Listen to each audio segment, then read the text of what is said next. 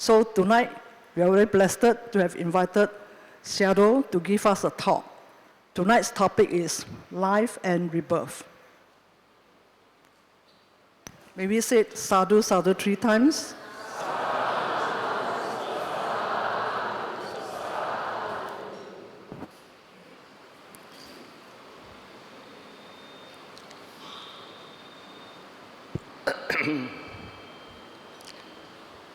I thank Mangala Vihara committee for making this happen. And I also thank Venerable Siddhananda, Venerable Chakrapala, Venerable Sunita for supporting me in many different ways. Because of them, this talk happens. Venerable Sunita requested to give a Dhamma talk on this day, so I accepted his request. But Venerable Chakrapala requested me to give a Dhamma talk last year when I was here. But at that time, my health was not very good. So this year, I accepted to give a Dhamma talk, and the title of the Dhamma talk, Life and Rebirth, is actually suggested by Venerable Chakrapala. So he has been very helpful to me. So I thank him very much.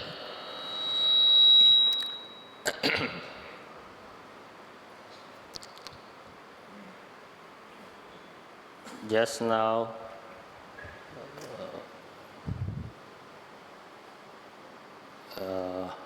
the master of ceremony, how shall I call her?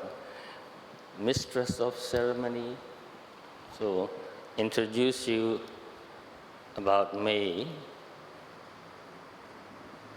But in my talk, I will talk about my real experiences, not just things I've read in the books. So, in the stories that I plan to talk about, I must talk about myself too.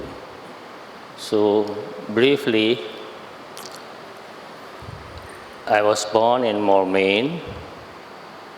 Now they changed the name. It is now called Moulmein. It's on the bank of the Salween River, south of Myanmar. And it is a very beautiful city.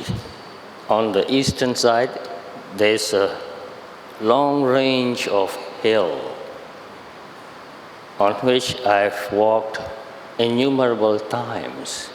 And near the foothill of that hill was St. Patrick High School. But now they have changed that to number 5 States High School. So, and in the west of the city, because it is on the bank of the Salween River, is the mouth of Salween River. It is very wide, about 3 miles wide. So, very beautiful scenery. I used to sit near the bank and watch the sunset, and sometimes I walk up the hill and sat on the hill and watch sunsets. So I love watching sunrise, sunsets, beauty of nature.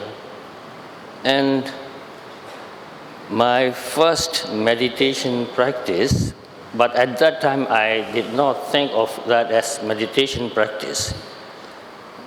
Usually I go and find a nice and quiet place to sit and just sit there and watch the scenery, looking at the clouds, looking at the birds going back home to sleep, and listening to their bird songs. And on the hill, there are many pagodas, and you know that on the pagoda they have many bells. And when the wind blows, the bell makes very soothing, beautiful, clink, clink, like that sound. I like that very much too. So I sat there very quietly, alone mostly, and watched the sunset and listened to the bells and birds. I felt very peaceful at that time. And from my point of view, that was my own way of meditation. I did not do it as a religious practice, because at that time, I did not believe in any religion. So I must tell you very openly that when we have to fill the forms in school, name, father's name, religion, date of birth, and all that, on the place where I have to put my religion, I feel no religion yet. Honestly, I have to do that. I don't want to put just any religion there to cheat. So I said openly and honestly, no religion yet. For that, many people misunderstood me because they thought that I was a communist. So I got a very bad name. In those days, to be a communist is terrible. But anyway, my nature is very curious. I'm interested in so many different things, asking too many questions until my parents got tired and my teachers got tired, and they told me, shut up. But I cannot do that. It's my nature to ask questions and find the answer. So I thought, they are not going to give me answers anymore. Never mind, I will ask my own question and find my own answer. So actually, they told me to shut up was good for me. So I started reading many books, many kinds of philosophy, psychology, comparative religion, and started thinking about what is the truth? What is life about? What is life? So many questions. And while I was reading books and magazines, I came across one article about reincarnation. So I got very interested. Reincarnation. Somebody who was a human being is now born again as a human being. So there was a past life, there is present life, there will be a future life. That's amazing, unbelievable, because when I was young, I thought that this is the first time I'm born and alive, and when I die, that's it, finish, no more problems. But as I started trying to find out more about this idea that they call reincarnation, but in Theravada Buddhism, we use the word rebirth. So I tried to find out what's the difference. What's reincarnation and rebirth? What's the difference? So here are a few notes I wrote down.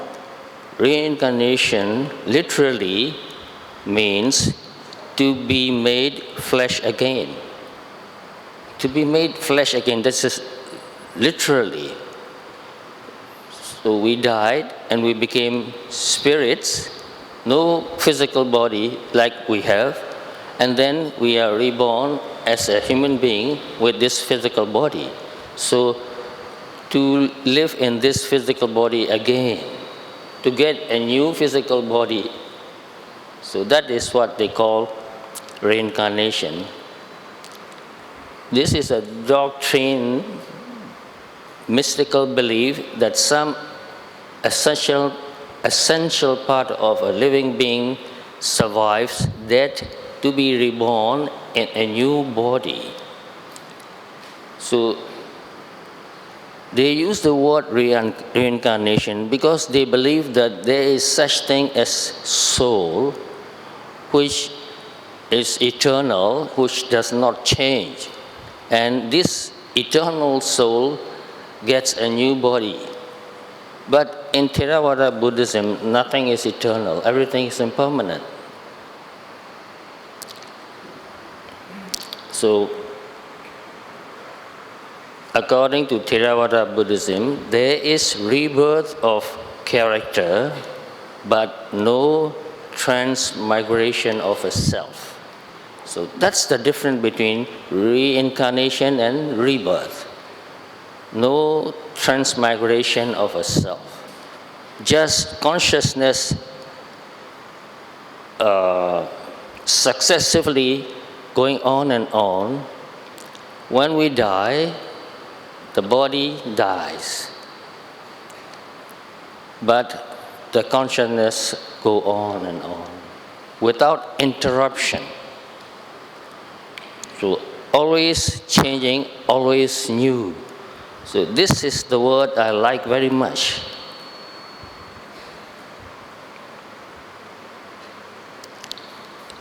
Here is one Pali verse, half of a verse actually. And this verse said, Necham Nawawa Sankhara Dipa Jala Samupama. Conditions, things are always new, like the flame of a lamp. So when we look at a candle, so to speak, the flame is burning continuously, but it looks the same.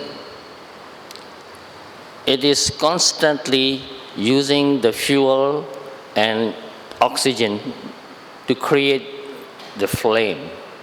So this flame is always changing, but it looks the same. Just like a river.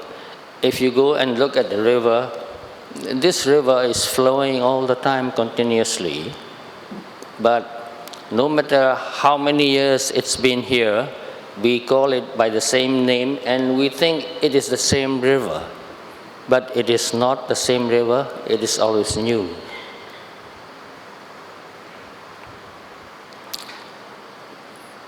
So when I heard about reincarnation and read about reincarnation, I got interested and asked other people to tell me more about reincarnation. But my parents couldn't tell me, and my teachers did not like me asking about reincarnation or talking about reincarnation. So I have to go and find books and articles, and I found a book published by Psychical Research Society in London. It was established in 1802, long time ago. So in that book, I found a few articles about reincarnation and many other psychic phenomena too. Very, very interesting. So I try to find as many books as I can. Can you see? There it is. So, 20 cases suggestive of reincarnation. I have this book. If you want a copy, I can give it to you. It's available on the internet, free. You can download it free.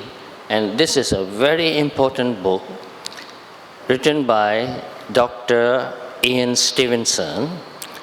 He was a professor in the medical department in University of Virginia. And he was also a psychiatric. But later he got interested in reincarnation cases and quit his position as a professor and started doing his own research on reincarnation. And he did that until he totally retired. Altogether, I think it was more than 43 years. So this book he wrote, I have read this book, and 20 cases, really interesting cases about reincarnation.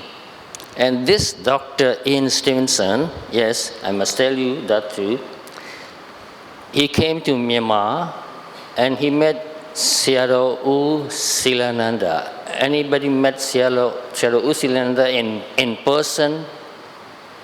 You met any other?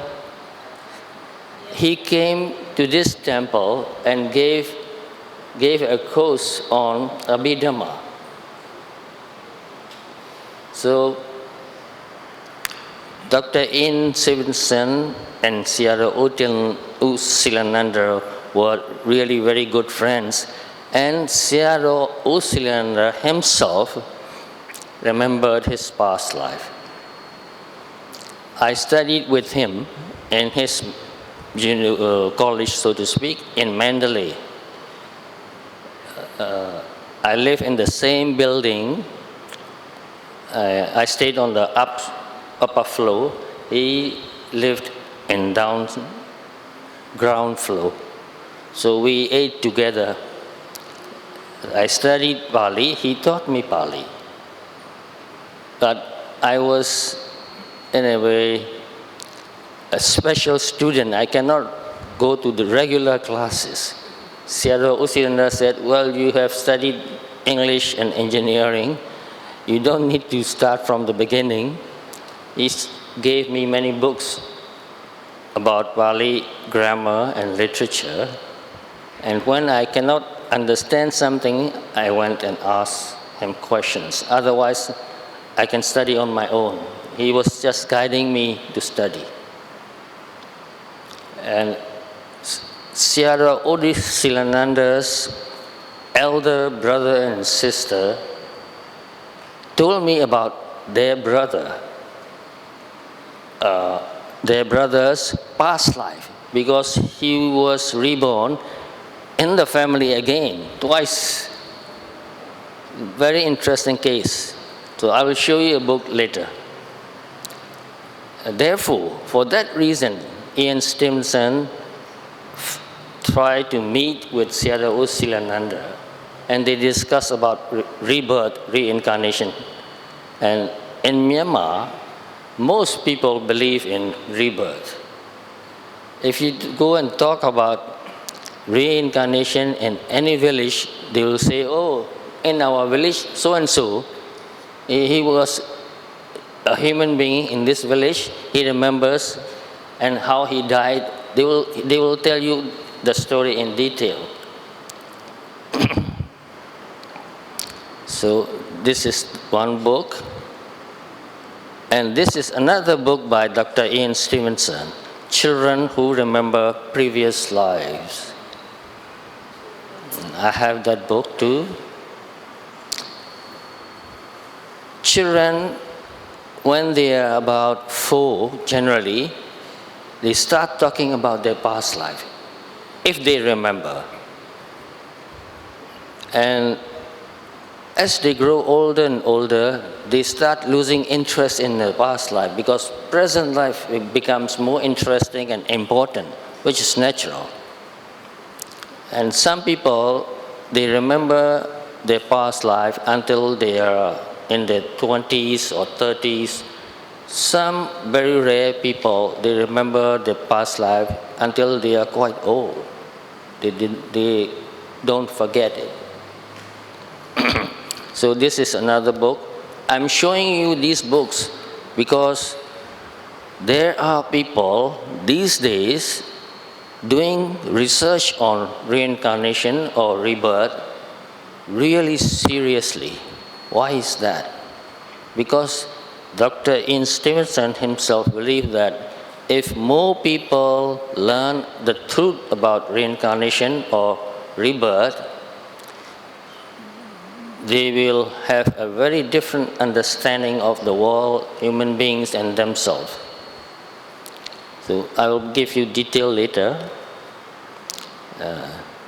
This doctor, Dr. Jim B. Tucker, he is still alive.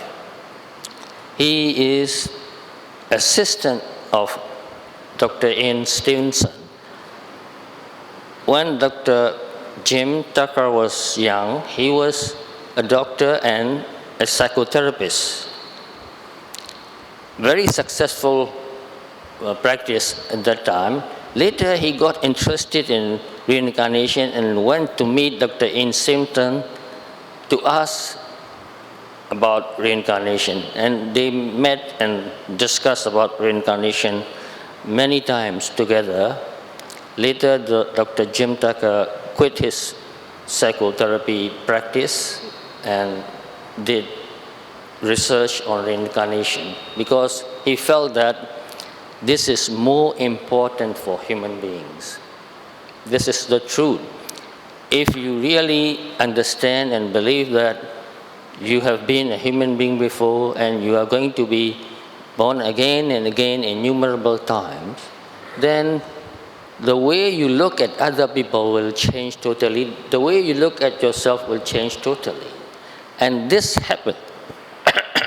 This happens to me too.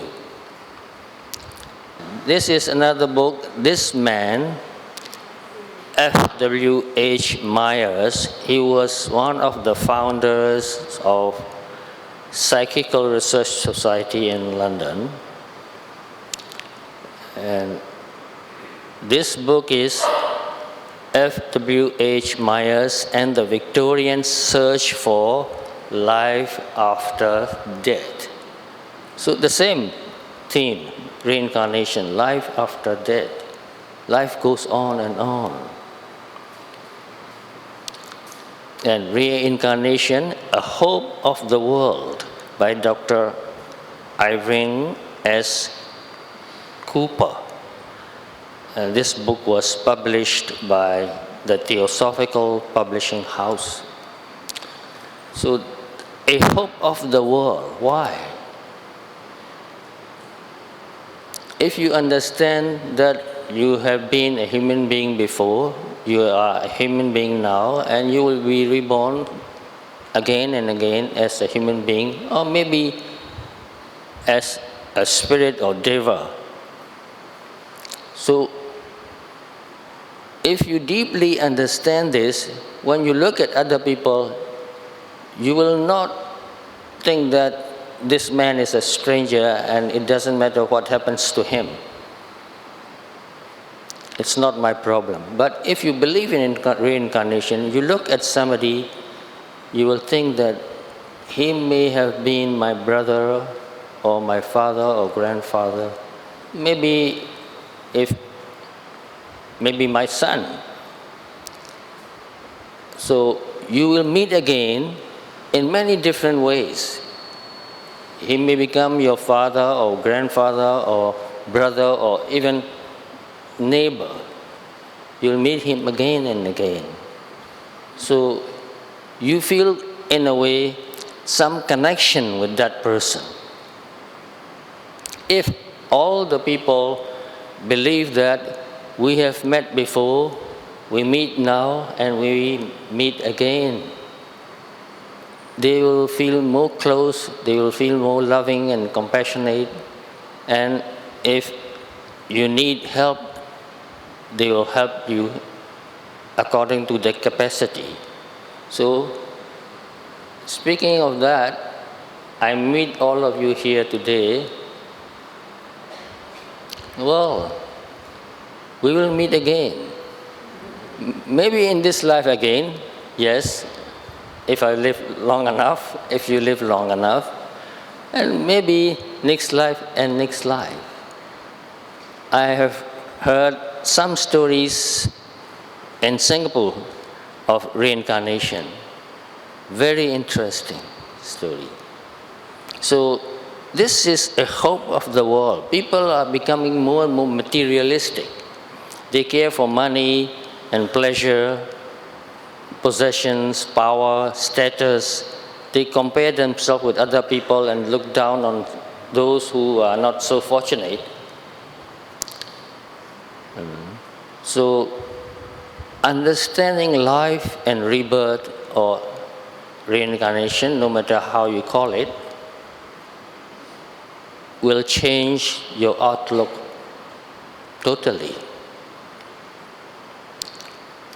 Here is another one, The Case for Rebirth by Francis Story and the Anagarika Sugatananda. Buddhist Publication Society, Kandy, Sri Lanka published it. So Francis Story, let me see if I can find about him.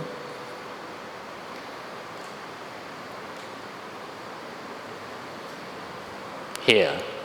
Francis Story was born in 1910 and he died in 1972, was a British-born Buddhist scholar, writer, and lay renunciant. Lay renunciant means he was a layman, but he lived like a monk. Known as Anagarika Sugatananda. He dedicated over 25 years of his life to studying and spreading Theravada Buddhism in Asia, making profound contributions to Buddhist philosophy and extensive research on the doctrine of rebirth. Francis Story was born in Croydon, England in August 1910. He discovered Buddhism at the age of 16 while reading about comparative religions. Captivated by the doctrine of karma and rebirth, he began calling himself a Buddhist long before his formal ordination. So there is something similar. My story in some case is similar to Francis' story because he started finding out this reincarnation when he was 16. That was about the age that I started finding out reincarnation, while I was reading many books. And well, I'll wait finish this. Reincarnation, the study of the human soul in its relation to rebirth, evolution, post-mortem states, the compound nature of man, hypnotism, etc. The compound nature of man, that is interesting. Can you guess what that means? Compound nature, not one, but we are two. We are a compound nature. It means that we are spirits living in a human body. When we die, the body dies and the spirit is still spirit, the same. The consciousness goes on and on. So the word spirit has many meanings. So later I will explain that too. So this is written by Jerome A. Anderson. I don't know what it means, MDFTS. Too long for me to understand. Here is another book, very interesting, Return from Heaven. Beloved relatives reincarnated within your family. So a child died and reborn in the same family, the same mother again. And he remembered his past life too. So he became his own brother, younger brother. How strange life can be. So I've read this book also. I have so many books. I'm showing only a few of them. Yeah, Before. The title of the book is Before by Dr. Ian Stevenson and Dr. Jim Tucker. And Return to Life, Extraordinary Cases of Children Who Remember Past Lives. Yeah. Reincarnation, a study of forgotten truth by A.D. Walker.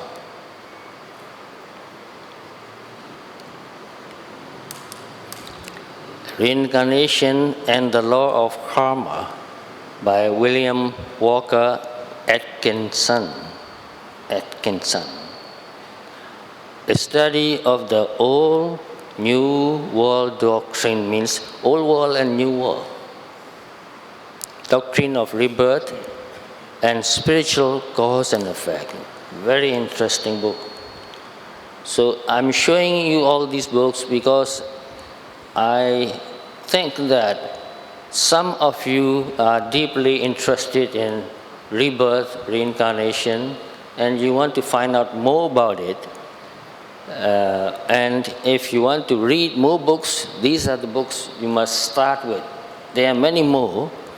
And if you want a copy of some of the books I have, I can give you a copy. And if you want to discuss about reincarnation and rebirth and Dhamma, I think we can plan for that. A small group discussing about rebirth. Because I take this very seriously. I've been studying reincarnation since I was 15 maybe, I don't remember exactly, until today. I never stop it. Trying to find out more and more, trying to find the real persons who remember past lives, the real young children. So lately, I found one boy, and he remembered his life, and the way he talked sounds like a mature person, not like a baby. The tone of voice and the behavior, the gestures, all of them are like a grown-up person. And another boy also, he's now a very, very young novice monk. He's just about 3 or 4 years old. And he wanted to go to the monastery. So his parents sent him to the monastery just for a visit. But he went there and immediately he became very intimate to all the monks there and called them by name. And they asked him who he was. He said, "I was the abbot of this monastery." So they asked him many questions and showed him many things that the past abbot has used, and he can pick out the things that he used before, like his old eyeglasses and his old fountain pen. Really fountain pen, you put ink and write, not ballpoint pen. And so they put robes on him just to make him happy because he was the abbot. And his parents also thought that, well, very soon he will go back home. But after some time, when his parents came and asked the young novice, "When are you going back home?" He said, "No, I'm not going back home. I'm staying in the monastery." Really cute, very lovely, old Sayadaw becoming a young monk again. So amazing, so amazing. Life is so strange and so wonderful and interesting. There's no end. No matter how long you study, you'll find out something new again and again. So this is Science of Reincarnation, Exploring Beliefs, Cases, and Theory. This book is about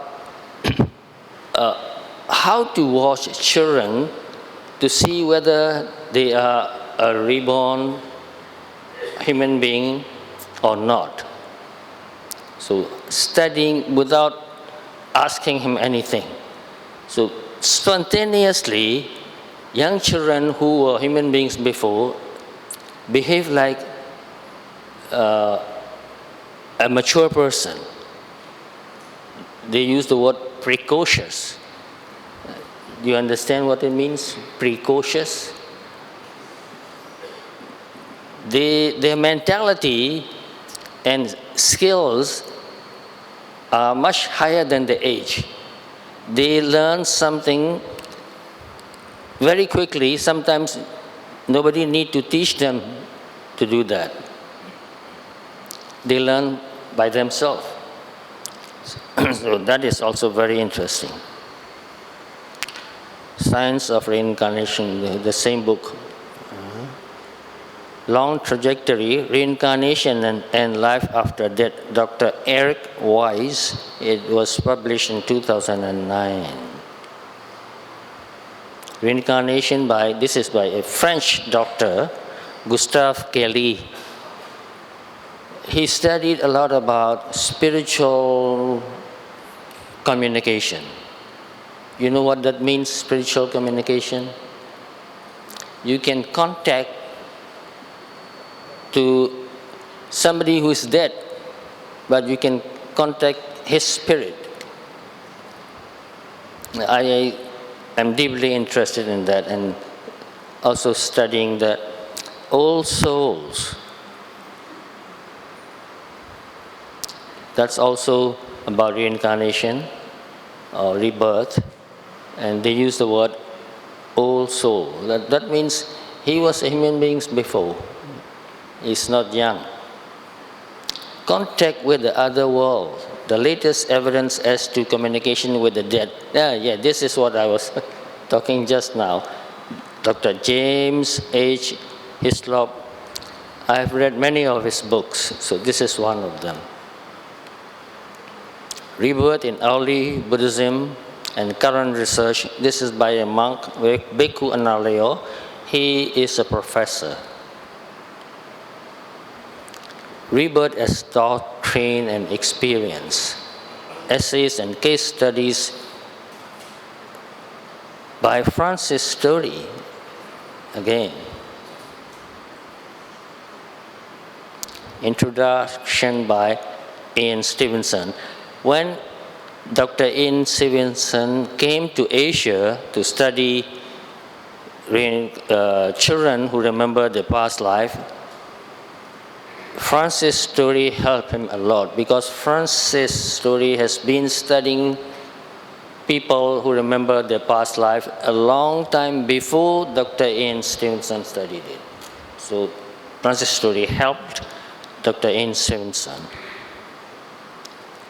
So that's the end of the slides and the books. So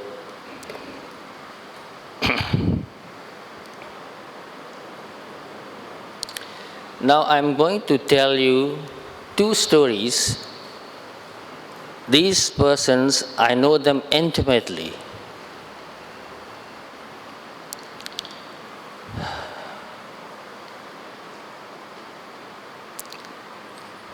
Let's see. I must explain a few words before I tell the story.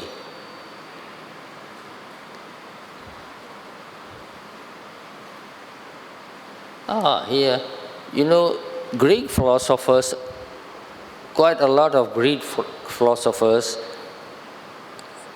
thought about reincarnation. Plato, one of the most famous philosopher, he said many things about reincarnation in his books, Phaedrus, Meno, The Republic. The Republic, that book is very famous. It's about how to develop a country. And Apollonius, yes, I read his book too.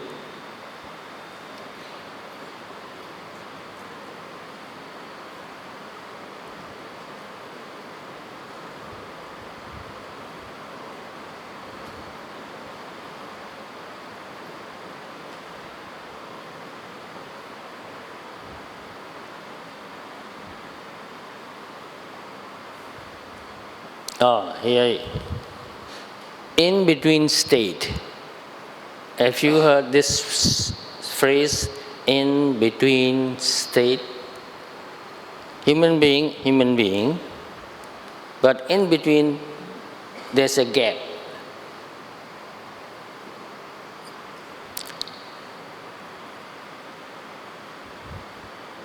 So in the Pali text,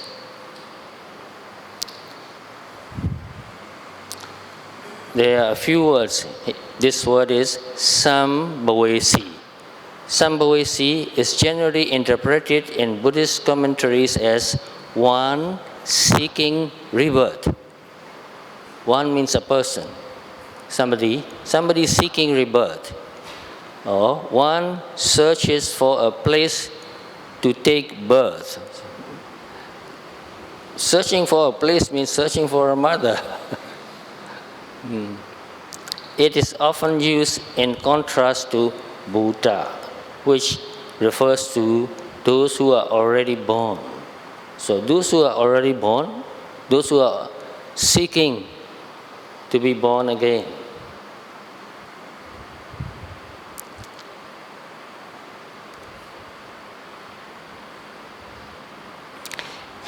In Pali text, particularly the Sutta Pitaka, mention a Gandhabba. Anybody heard about this Gandhabba, this word? Anybody knows about? Do you know? Gandhabba. Yes.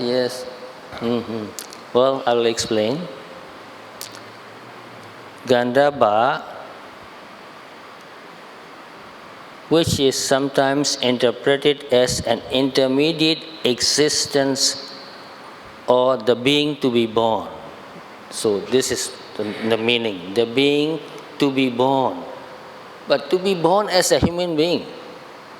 Because when we use the word born, it means born by a mother.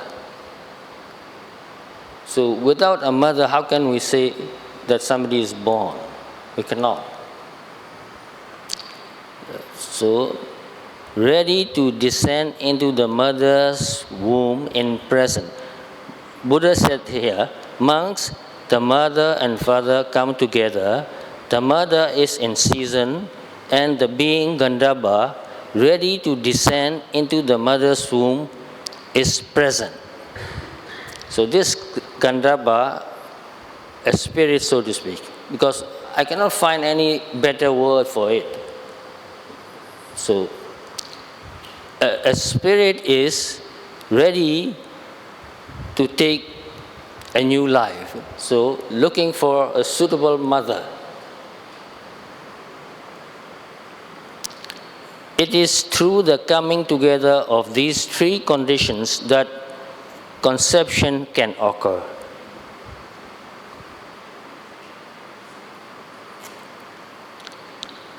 The Gandhabba is the being whose consciousness is ready to take birth. So the same meaning from many different books, I extracted these definitions. A being ready to take a new existence, or the mental body assumed during the intermediate state, seeking rebirth in the sensuous sphere. Being fit and ready to be born to the parents concerned. So many different ways of saying the same thing. So that means, this Gandhabba, this spirit, it could be Deva, lower level Deva. So this spirit or this Deva is looking for a suitable mother and waiting until the mother's body is ready for conception. So what does that mean? Think about that. Waiting, looking for a mother and waiting for the right time. It means that you have a choice.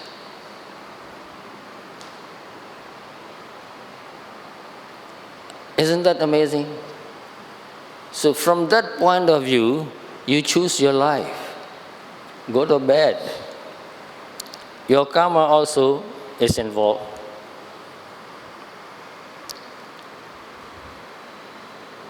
And here another definition, Kandaba, these are sometimes considered a lower form of deity. Deity means a spirit also. A deity is a supernatural being such as a god or goddess. So you may have been a god or goddess, a deva before you become a human being. Who knows? Who knows? Think of that. Samsara is really amazing. It is really mysterious. It is not easy to understand. But although it is not easy to understand, try your best to understand, because the more you understand how karma works, how consciousness works, how life works, the more you can direct your own self to get to a better position, to get a good life, and to practice Dhamma too. And that is what I'm doing now. I've been preparing for this for many, many years already, and learn and train myself how I will die. So before I fall asleep in my bed, I think to myself, I may die when I'm asleep. So how do I want to die? With what kind of mental state? So I told myself, I want to die very peacefully and calm and quiet. I don't want to think of anything. I just want to think of calmness and peacefulness and emptiness. And with that state, it means that I want to die meditating. When you meditate, your mind becomes very calm and quiet and peaceful. It's wholesome. And this calm and quiet and peaceful mental state has a lot of energy and power. With that kind of energy and power, you can direct your mind where you want to go. It will go. And I think some of you know Mahasi Sayadaw. A lot of people from Myanmar knows him. I met him when I was young. And Mahasi Sayadaw said in his book, Basic Vipassana Meditation Practice. I translate that from Burmese language. He said that it is not difficult, it is not extraordinary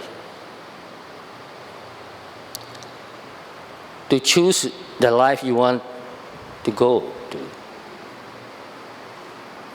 What do you say? Do you think it is easy or hard? Do you think it is extraordinary or ordinary? Mahasi Sayadaw said, it's an ordinary phenomena and it's not hard. Why did he say that? He said that for meditators, if you train your mind really well, if you can make your mind calm and quiet and peaceful, you can choose your life. So most people think that you die and you are reborn. You have no choice where you will be reborn. But you have never tried to make choice. You never even think about it seriously. So this is the word, very important.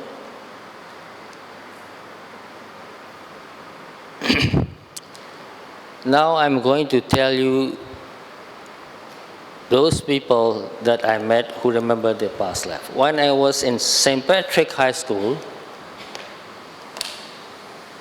I was reading some articles and stories about people who remember their past life, and I talked with my friend that this is really interesting story, really wonderful, unbelievable. People remember their past life again, their relatives, and even their old place, old town or home, the boy or the girl always telling, I want to go home, I want to go home. And the parents says, this is your home. And this child said, yes, this is my home, but I have another home there. Sometimes he said, oh, I miss my children, I miss my children. You are a boy, you are not married, and how can you have children? He said, oh, in my past life I was married, and I have children, I miss them. So there were many stories like that in Myanmar, because Burmese culture, Buddhist culture, support this belief. This believing, in a way, allows the child to remember his past life and express that. If the parents don't believe this and discourage the child to talk about it, the child shut up and even forget it. So the support from the culture and parent is very important. So in the class, I had 2 twin brothers.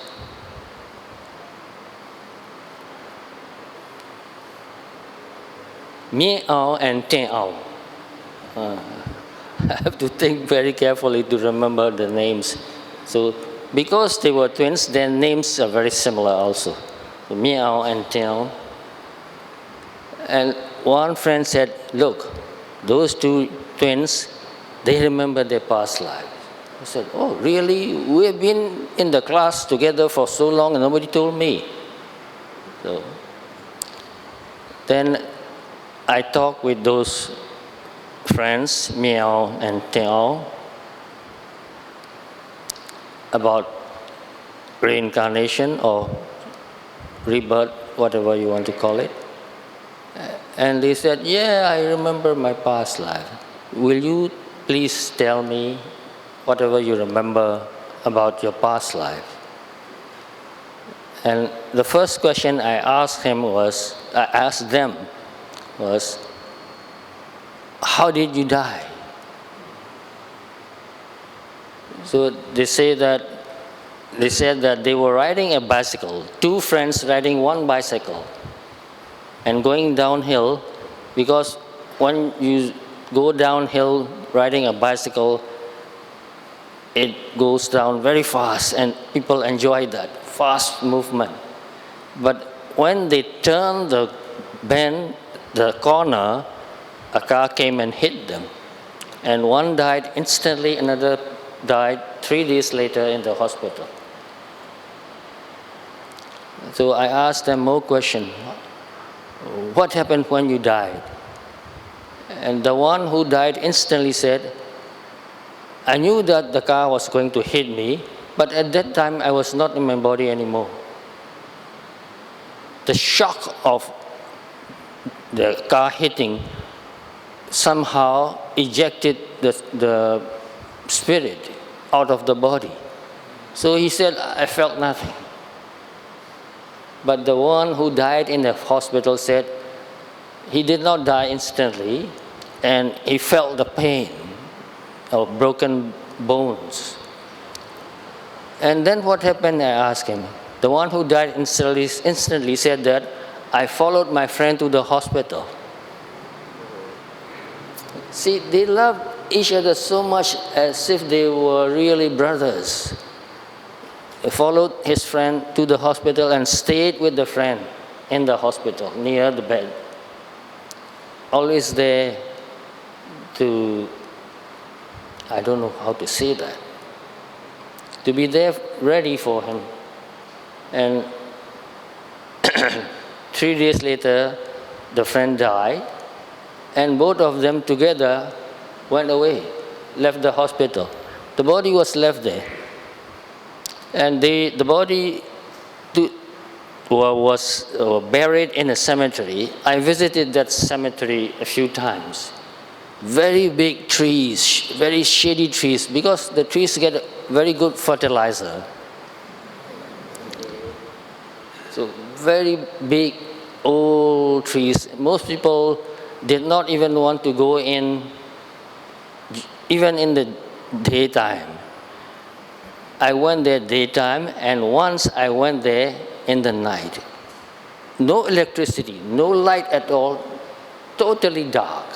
I went with a friend, but when we were going to enter the cemetery, my friend said, "No, I'm not going in." So I told him, "If you are not going in, you go back home. I'm going in." So I went into the cemetery and spent a long time there until the moon came up and it was bright again. So I was very curious and always studying about reincarnation and about spirit life. I wanted to meet with the spirit and make friends with the spirit, have some conversation about how it's like to be a spirit. And I asked them, "When did you die?" The date and the year and the month. And they told me the month and the date and the year they died. It was during the Second World War. Not finished yet. The Germans and all the European countries and Japanese, they were still fighting. And then when were you born again? And they gave them a date. I was born in 1947. They were born even later than me, 1949, 2 years later. So I was 2 years older than my friends. Because when I was young, I was very sickly and cannot go to school. When I go to school, I feel so tired and dizzy, and sometimes I fainted. So the teachers told me, "Go back home, go back home." And I did not study and sit for exam for 2 years until I become strong enough to go back to school. That's why in the class, mostly I was the oldest student. Very special. Because I was a brother to all them, big brother. I like being a big brother. I can help them, I can guide them. So I enjoyed that role very much. Even now, when my school friends come to me, they treat me like their old brother. Now I'm the old Sayadaw. So that's my karma. So, well, let's see. Then they died during the Second World War, but they were reborn 4 years after the Second World War, I think. So I said, "Well, there's a big gap here. Where were you in that time?" They said, "Well, we live in a very beautiful park." I said, "Well, you were buried in that cemetery. Did you live in the cemetery?" He said, "Oh no, we did not live in the cemetery. Only our body became fertilizer in that cemetery. We live in a beautiful park." And I asked them many more questions. "Did you have any other friends there?" They said, "Oh, we have big community." And I asked them, "How did you feel?" They said, "Oh, we feel like a human being, and we think like a human being, and we love human beings. We live like a human being. We are a kind of human being with a different kind of body." This is really amazing. It makes me think so much. I asked so many questions after hearing this story. They feel and think like a human being, and they love human beings. Sometimes they said that when we can, we help human beings. And I asked them again, "Why did you become a human being again?" Because they said, "We died very young, and when we were young, we wanted to do so many things, but we didn't get a chance to do it because we died so young. So we want to fulfill our wish, go back to human life, and we will do what we wanted to do before in the past life." And then I asked, "How did you become the child of your mother?" He said, "I went to that mother-to-be when she was asleep and asked for permission. So their house and my house, not very far away. I can walk in 10 minutes to get there. They live in a big house, the British-style house, 2 stories with an attic.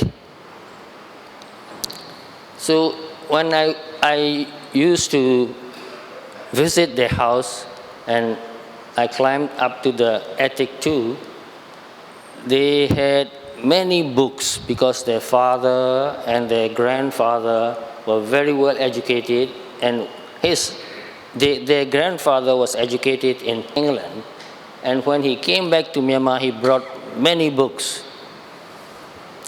And those books they kept in the attic room. It was very spacious.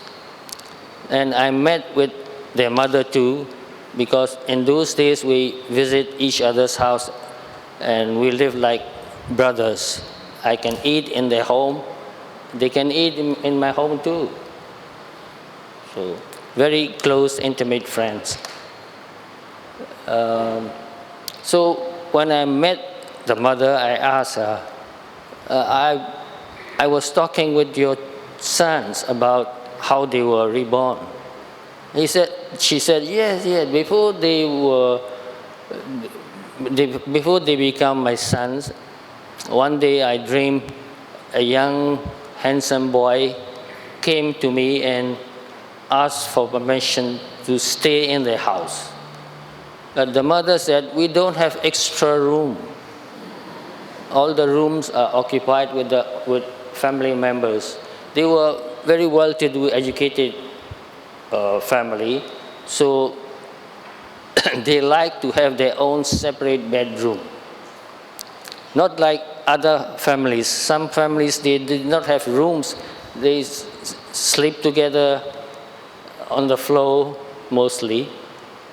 But this family was a bit westernized, well-to-do, rich family. So she said, a boy came and asked for permission to stay in my house. I told that boy, we don't have extra room, sorry. But another week, the boy came back again. That's in the dream.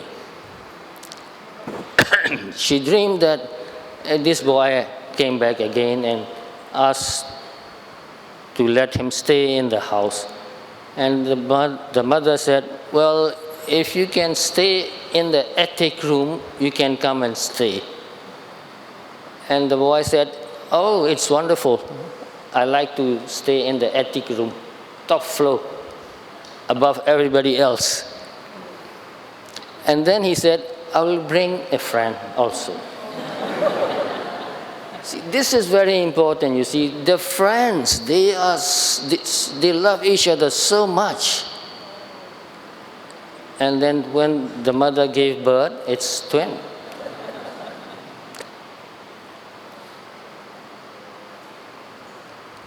And many other things too I asked them, because we were the same class. We visit homes many times. Let me see, what else did I ask?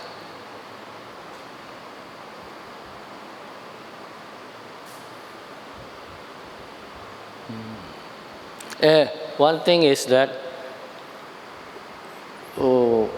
they told me that they come back to this life because they haven't finished doing what they wanted to do in their past life.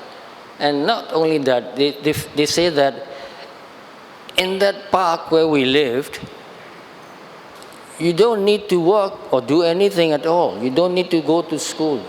And you have no family, no mother, no father. You have no responsibility at all. You just stay there and do nothing. And so they said, it's hard to do nothing. So we want to become a human being, learn things, relate with people. They love the relationship with human beings.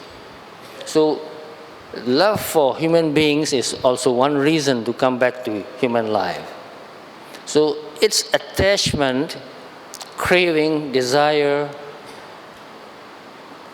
strong energy, mental states that takes another life. So in this samsara, the deciding factor is energy, positive or negative energy. Any consciousness with high energy level will take another life. Very low energy level consciousness cannot take another life, but can give some good or bad result during the life. When you are still alive, it can give result. So keep this in mind. If you can train your mind to become calm and quiet and peaceful, that mental state has a lot of energy. No distraction. It's very clear. You can focus on something, and if you focus on something and stay there for a long time, the energy builds up. The longer you can stay in that state, the stronger the energy becomes. And with that kind of energy, you think about what you want to do, even in this life, or what you want to become next life. So high energy mental states, high energy consciousness can give result. These days people are so distracted all the time. It must be very difficult for them to develop this high energy consciousness. And loving kindness, if you practice loving kindness consistently, whenever you meet a person and you look at the person, spontaneously you feel closeness or kindness. You want that person to be happy. Sometimes even when I walk on the road, on the sidewalk, I meet a person and look at him, and silently I wish that may you be peaceful. May you be peaceful. How many seconds that take? May you be peaceful. Not more than 2 seconds. That's enough. So if you do that consistently, it becomes a habit and it becomes spontaneous. You don't need to deliberately think about doing it. You have done it already. So if you can train yourself like that, you are mostly in this loving kindness state of mind. And this loving kindness state of mind is also very powerful. And we human beings have our own frequency. So this frequency, this mental power envelopes our body. It's like a magnetic field around our body. Depending on how powerful that can be, it can radiate long distance. So when you send metta to somebody with real, genuine wish, focusing your mind on that person, somehow that person feels it, but not consciously knowing who is sending metta. But when you meet that person again, there's spontaneous, reciprocal metta. You will feel very happy when you see that person. So try to do that. Don't tell anybody. Just try to think about it. Just send metta. You'll find that it really has great effect. I don't know whether I should tell it or not. I have so many friends. You can just guess how many friends I have. Wherever I go, to a totally different country, a foreign country like America or Australia or Japan or any country I go, very soon friends come to me. We become friends. Very easy to make friends. So I feel very happy about that. That's the way we should live, with kindness, radiating kindness. Is it difficult to do that? Do you think it is difficult? No. It is so natural for us to be kind. Even young children, if you notice, no, you see, I love children very much. I study them, really. So sometimes I go to a place where I can just sit and watch children playing. When a child got hurt, another young baby girl, she ran home and brought some medicine and came back and put medicine. Don't cry, don't cry. She became a nurse, but she was just about 3 years old. She's already nursing another child who got hurt. Don't cry, she said. So it is natural for us to be kind. But I don't know why people these days forget about that.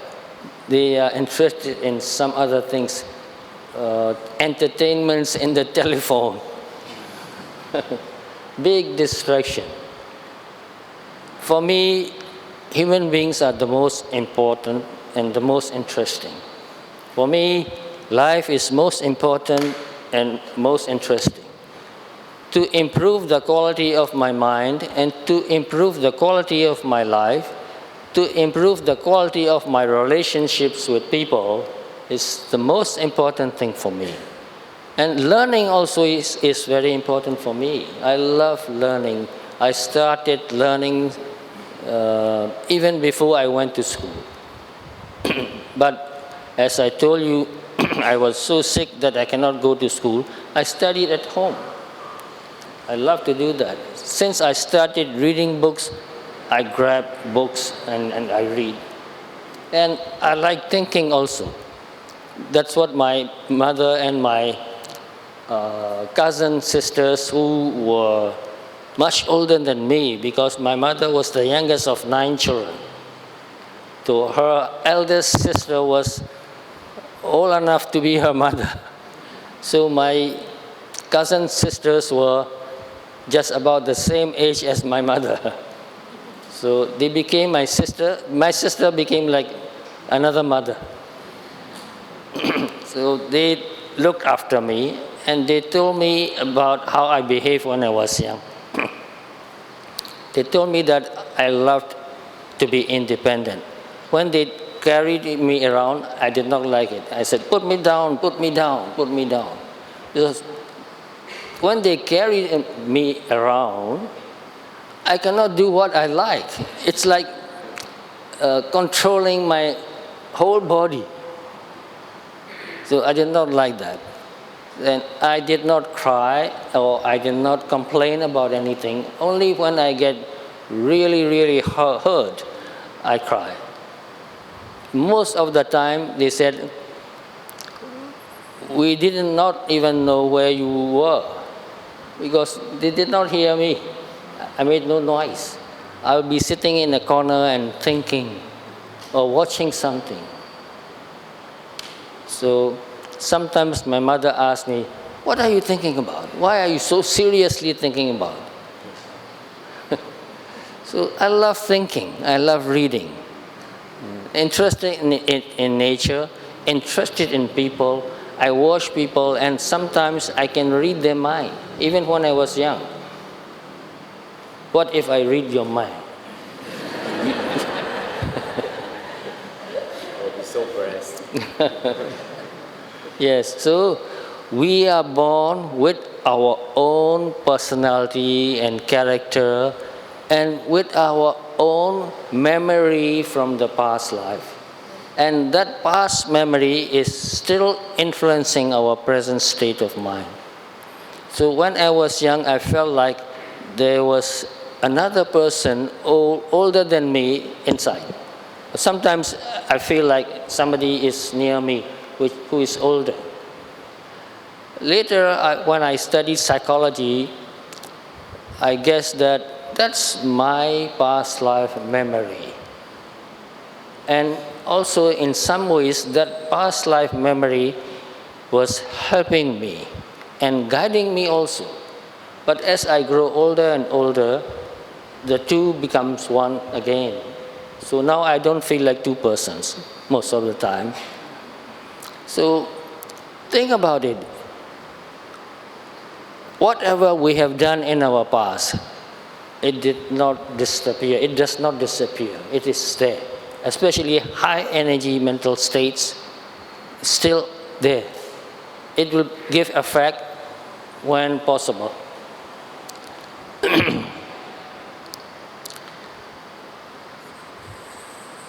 I feel like I was a very old man in my past life. I behaved like an old man even when I was young. Never felt like a young child. Even when my parents did something wrong, I told them, don't do that, that's wrong. So they asked me, are you our father? Maybe, I don't know. So we are born with our own character. And another thing, I love reading books. In our school, in Burmese language class, we were taught life of the Buddha. In Burmese, we call that Zatoji, the big story, the big holy story. In that book, mostly Burmese, but sometimes a Pali verse there. And the teacher said, we will not ask you anything about this Pali verse. Only Burmese you need to learn. They did not teach this Pali verse, but I read the Pali verses and I read the word for word translation, and I got very interested in reading it. So I studied that Pali verse, many other Pali verses too. It's a big book. And slowly and slowly, I learned to read Pali language. Nobody taught me. Just starting to read and read and read. And read many Dhamma books. And when I was young, I was very interested in music also. One friend, he became my friend. He was a musical instrument maker. He made violins, mandolins, guitars, harps, banjo, many string instruments only. So whenever I walk past his shop, I will stop there and watch him working. He was about 30 plus at that time. He was a bachelor. He looked mostly very calm and cheerful and peaceful person.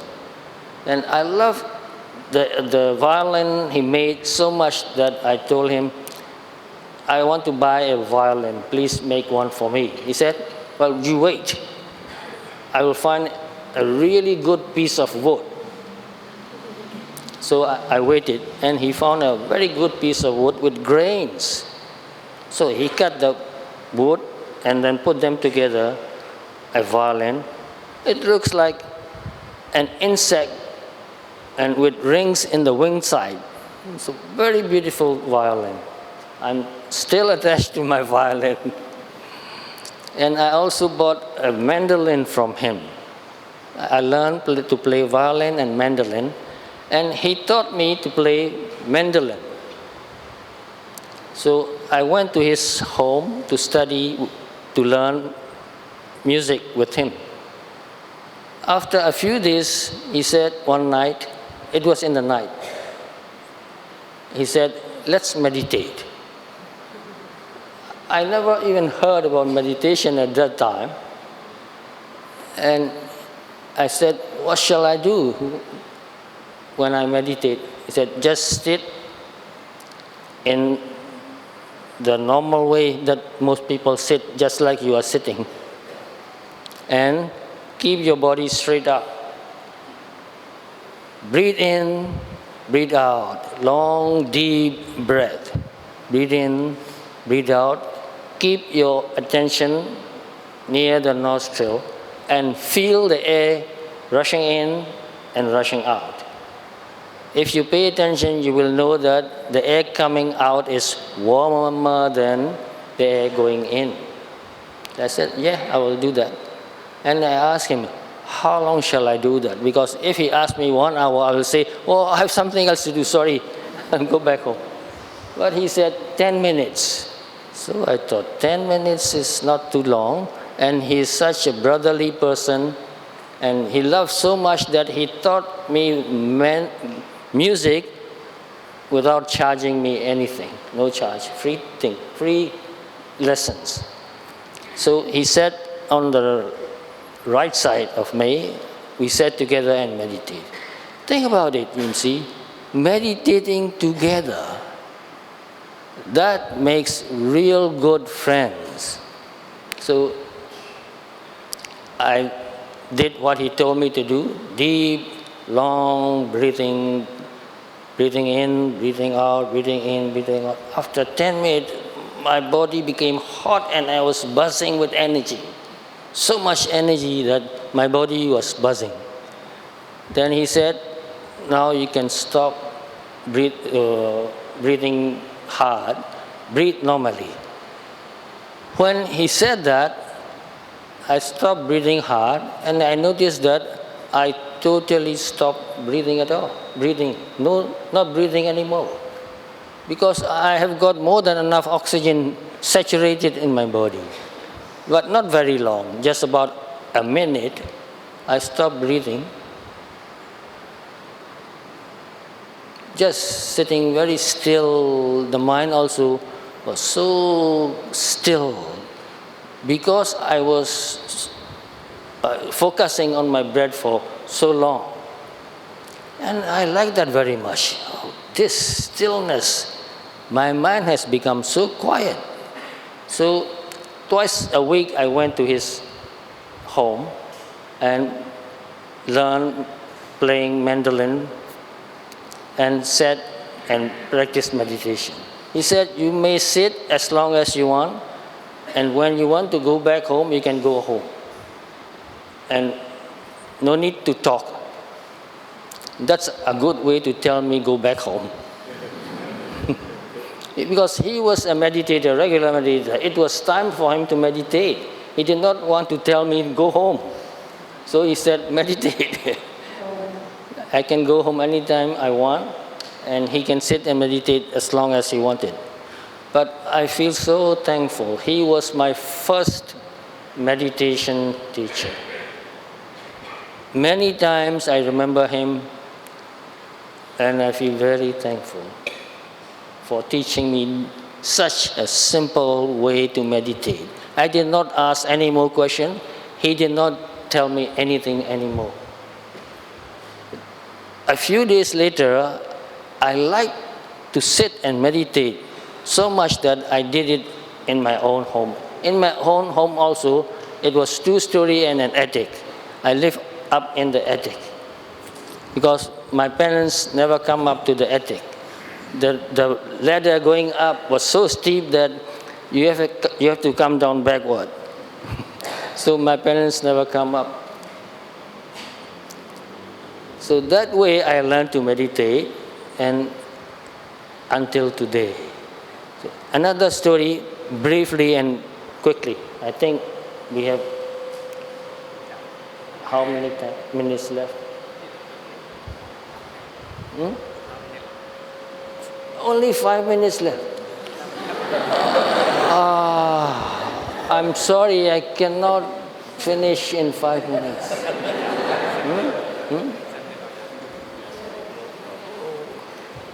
Why? Well, another story. Just now I told you that I went to study Pali literature and Pali grammar, translating from Pali to English, from English to Pali. With Sayadaw Usilananda, just now I told you. So I stayed in his monastery, the same building. I stayed upstairs, he stayed downstairs.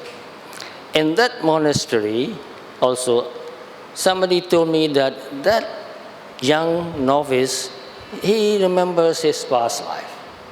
So I watched that young novice.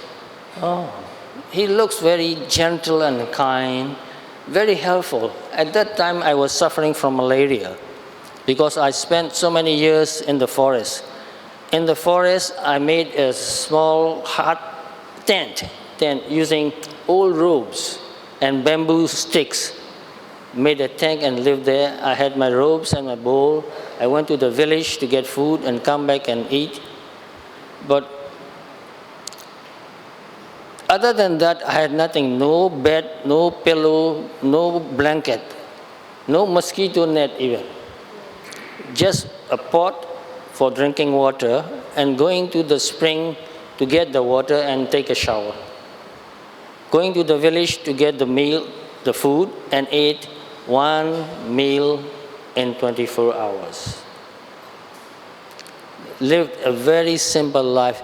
Minimalism, I cannot make it more simple anymore. One small towel and one napkin to wipe my bowl, to clean my bowl.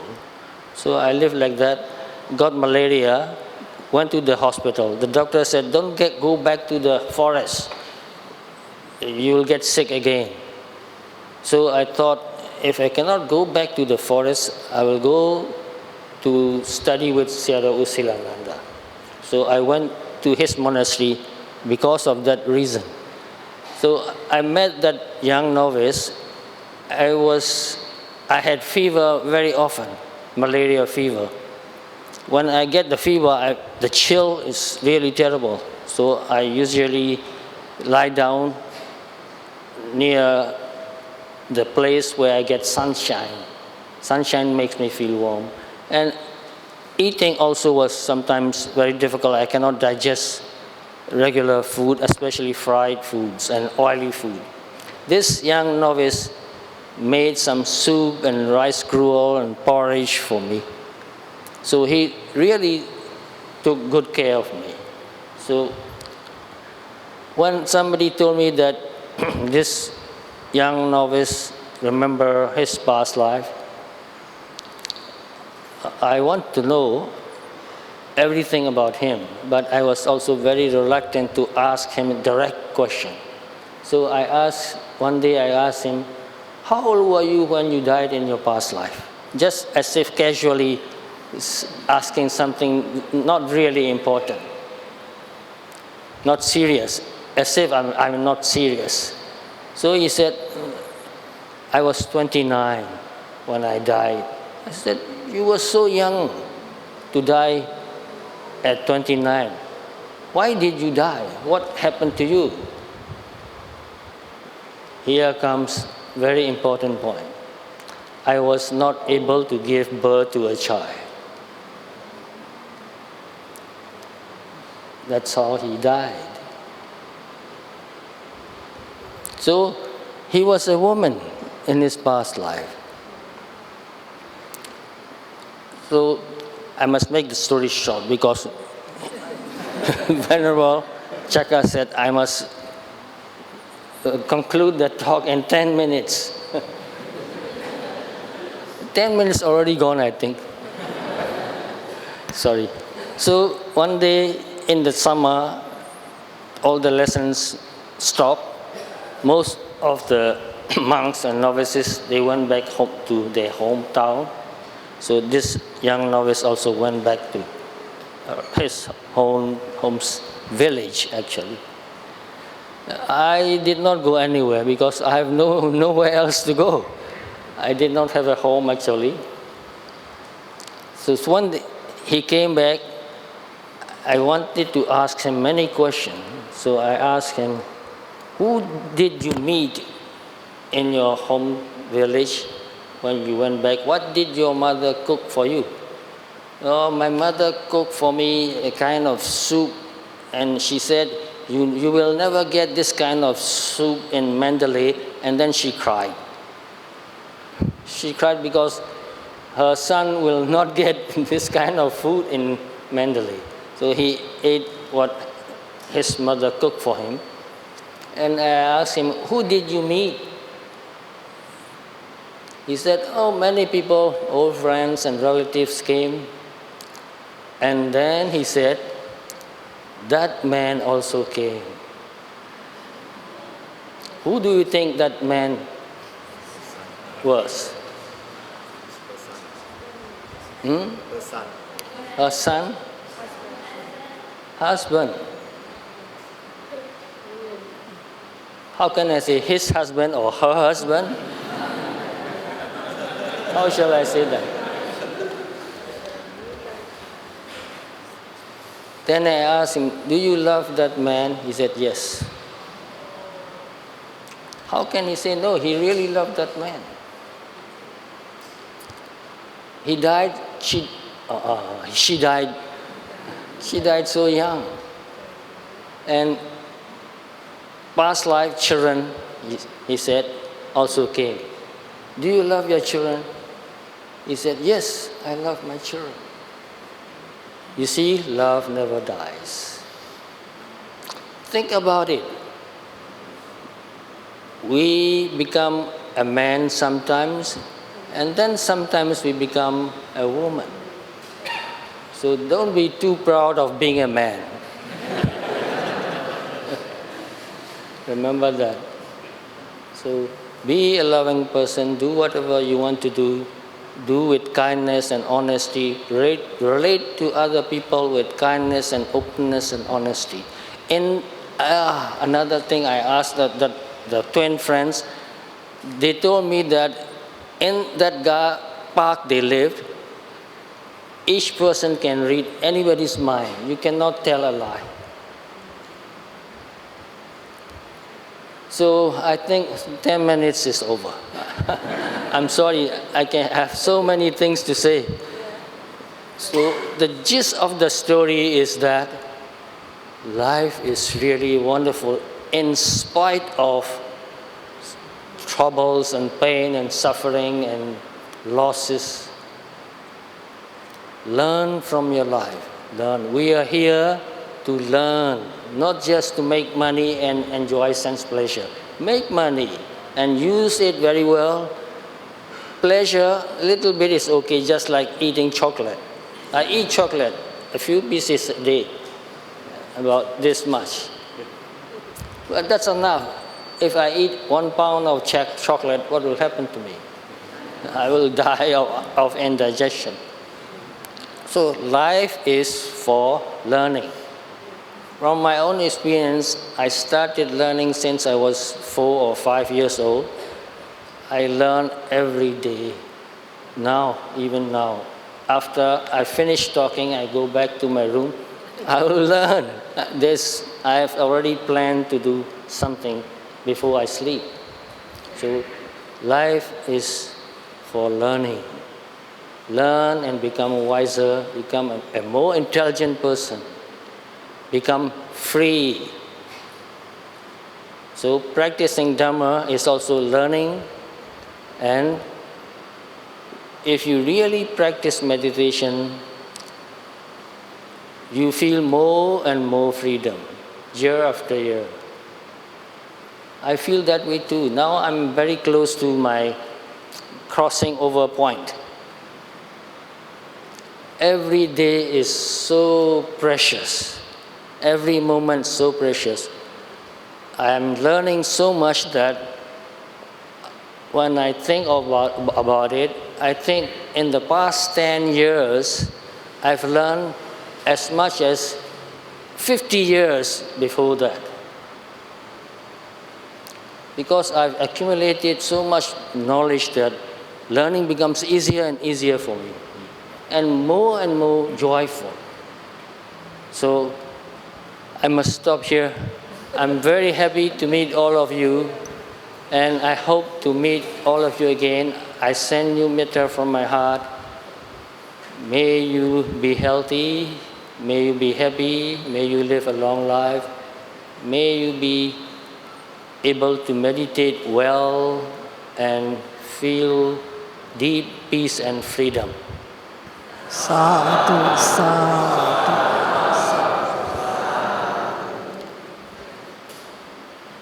Thank you, Sayadaw, for this interesting talk. Now we have the Q&A. We have 5 questions. The first questions, Good evening, Sayadaw. Can we choose our parents and where to be reborn? I repeat, can we choose our parents and where to be reborn?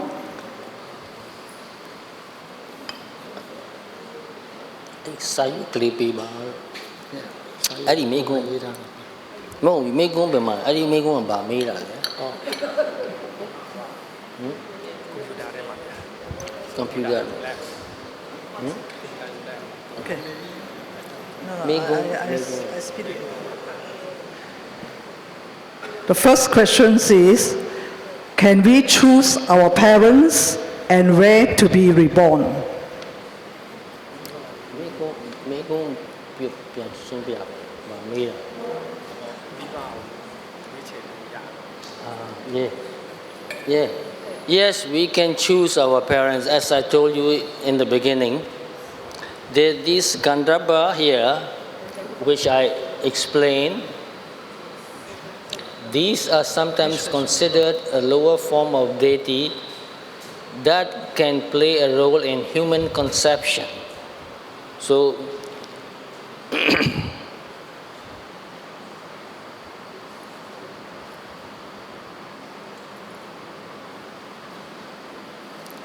a being ready to take a new existence, or the mental body assumed during the intermediate state, seeking rebirth in the sensual sphere.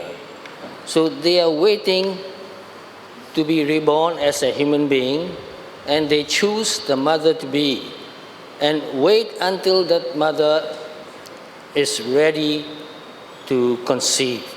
So they wait for that. That means they choose and they wait.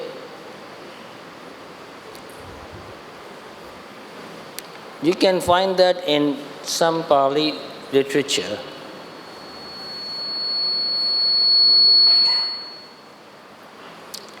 Here is from the Pali. Monks, the mother and father come together. You know what that means. The mother is in season. That's also, you know what it means.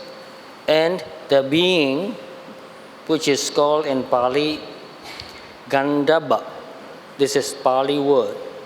The Gandhaba, ready to descend into the mother's womb, is present. That means this Gandhaba is present, waiting, ready to descend into the womb. So that is a choice.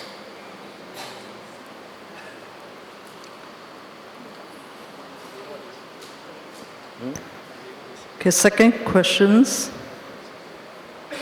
Sayadaw, greetings.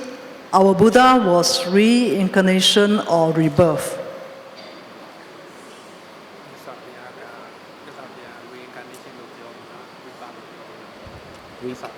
Reincarnation of Yamala? Rebirth. Yeah. Yeah, very good question.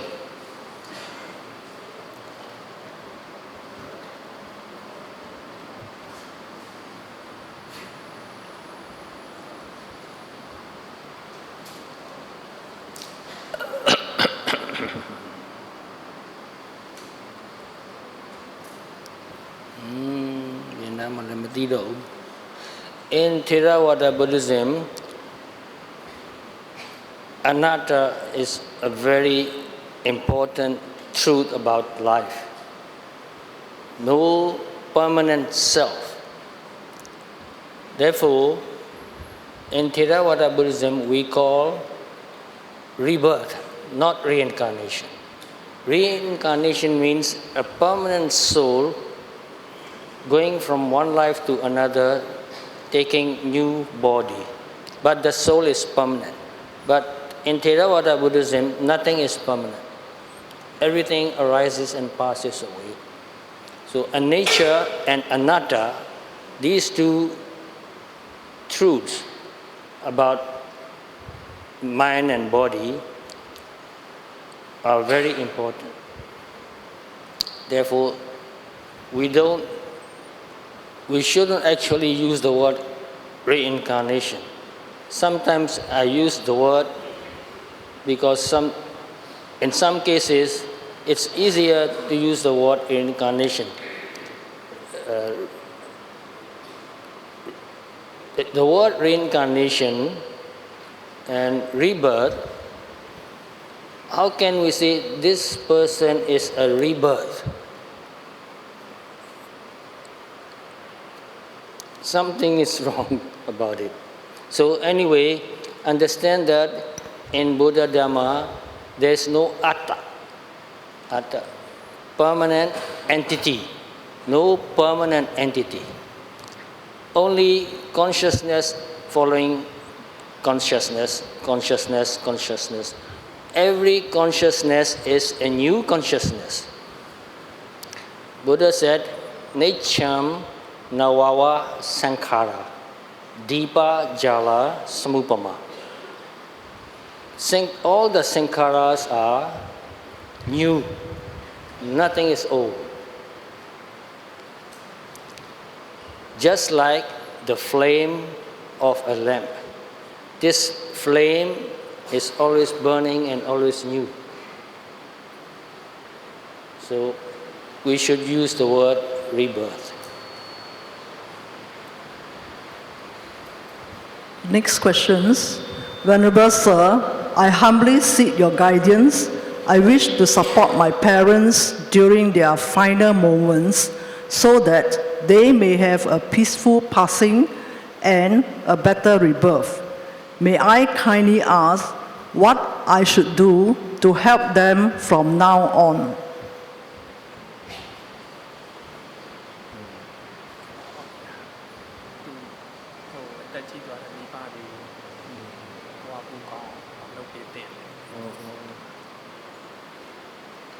How to have old parents so that when they die, they will go to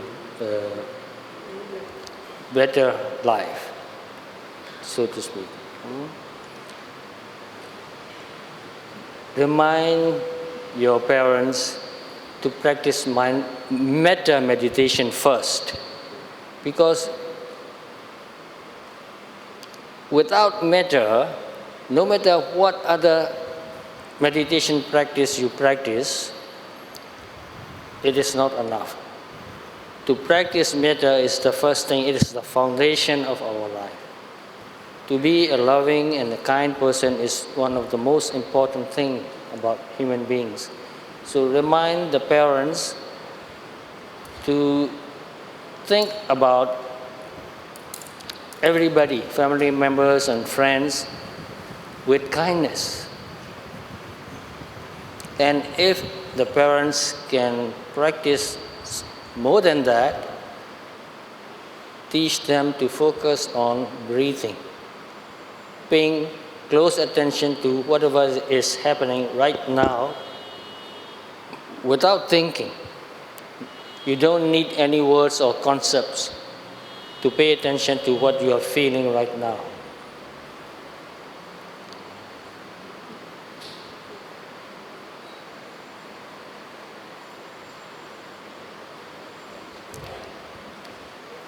The next questions. When I think about what happens after death, everything feels uncertain and unclear.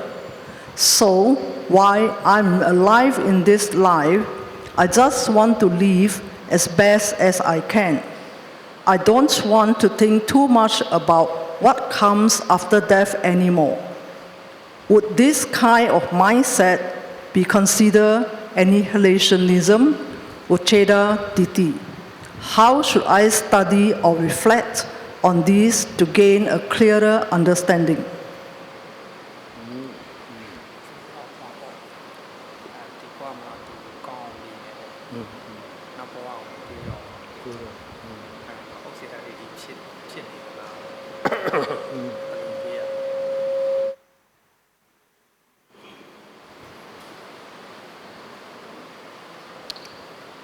There are a lot of people I know, and I myself included. As I told you, when I was younger, I did not believe in any religion. But even though I did not believe in any religion, because I understand this rebirth, I treat each person as a brother or a sister or somebody like that. So, to be kind to people is the basic necessity of life. Not only human beings, other beings also. To be kind is the basic necessity. So even though you don't believe or you are not concerned about a future life, if you are a kind person, that mental state, the kindness will give good result. Because think about it, most of the people in this world are not Buddhists. And I know many other people who are reborn, they were not Buddhists in their past life. They were just regular human beings who never took any religion seriously. So when you do good deeds, honestly, that will give good result, no matter what you believe. If you think you are satisfied with it, that is fine.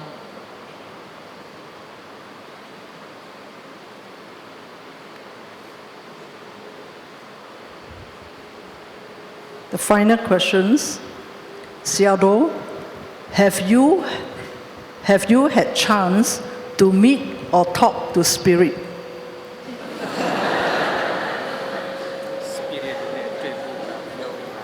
Spirit, oh, wow, that's a very good question. I told you that when I was young, I went to the cemetery at night because some of my friends told me that if you go to the cemetery on full moon night and wait there until 12 o'clock or 1 o'clock, because they think that at about 12 or 1 o'clock, spirits come out. And they told me that I will see spirits if I go there at that time. I went there, not just once, quite a few times. But at that time, in the cemetery, I did not find any spirits. Maybe they were too kind to me. But this is another but, you see. When I was living in the forest monastery, I have many places, one in Pianule, one in Naypyidaw. The place in Naypyidaw is called Mahamyang Toya, and most people know me, Mahamyang Toya Sayadaw. That place is a hill, rocky. Nobody can do farming there. Therefore, it was a kind of no man's land. Nobody wanted that place. If they can grow something, somebody will own it and grow. It will become a farmland. But the hill was so rocky that nothing grows well. So I lived there. Before I lived there, they called that place Tai Tu Go. Tai means treasure buried in the ground. It was a big village or maybe a small town before, long time ago. During the communist era in Myanmar, I don't know when it was. It may be 1950s. Yes, I think in 1950s there were communist party in Myanmar, and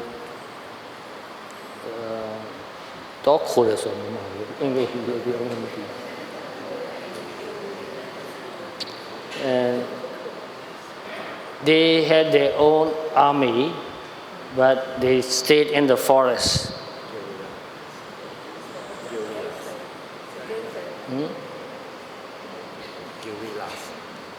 Guerrillas, Gorilla. Oh, yes, something like that.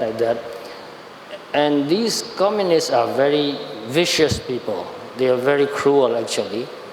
So sometimes they went into the village and arrested people. And they brought these people to that place where I went to live later. And they cut the head off. So many people were killed in that place. And many people told me that this place is haunted. There are spirits, evil spirits there, violent, vicious spirits there. But I lived there and I sent metta to all the spirits also. Every night I sent loving kindness to all the spirits. Sometimes in the night, I see a group of people coming and going. I thought, there is no road there. It's all thick bush. In the morning, I went to check. I found no road there. Sometimes in the night, I take my torchlight and went to find them because I see lights and people coming and going.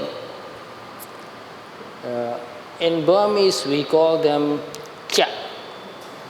Kya means they are like human beings. They live like in a village and they enjoy their life. Even singing and dancing goes on in the night. So I see a group of persons coming and going, but there was no roads. And that's one. A few times I experienced that. Another thing is, I did not see them. I was living in a house. My friend owned the house, and he allowed me to live in the house. So I lived there. One day, it was in the daytime, somebody invited me to come for a meal. So I went to that person's house. Before I went out, I checked all the windows and doors. But one room, I had screen doors, which I cannot lock from outside. I can lock from inside only. So I left that screen door, but I locked the outside door. And when I came back, I opened the door. And when I pushed the screen door, I cannot push open. I pushed very hard, but cannot. And then later, using a lot of force, I managed to open the door. And when I went inside and checked it, the latch that goes up and turn, you push a latch, go up, and then you have to turn it. It was in that position. It cannot happen accidentally. And I went in and I checked out if it's anything I own or missing. Nothing was missing. And in the night, when I'm asleep, I hear somebody moving about like pots and pans, the noise of cooking. Somebody was cooking there.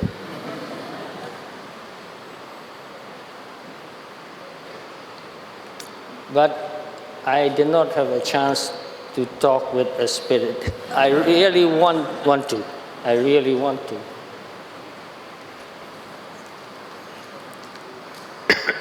Thank you, Sayadaw, for answering all the questions.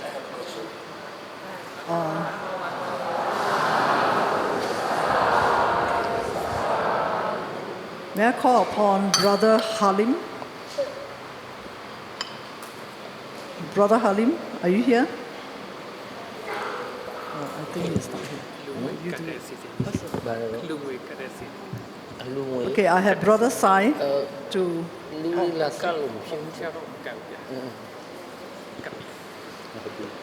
Okay, Brother Halim will offer the token of appreciation from Mangala Vihara to Sayadaw. Thank you for the Sadhu, sadhu, sadhu.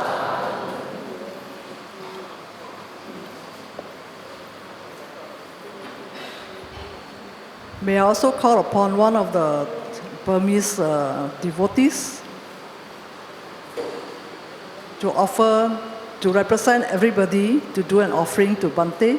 I think there's a rope and a tray over there.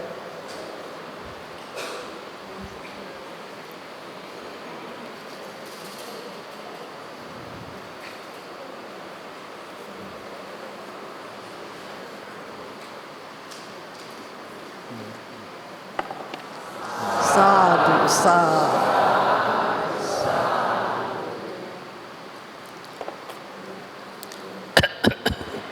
Maybe have transfer of merits and sharing of merits and blessings from the Sangha order.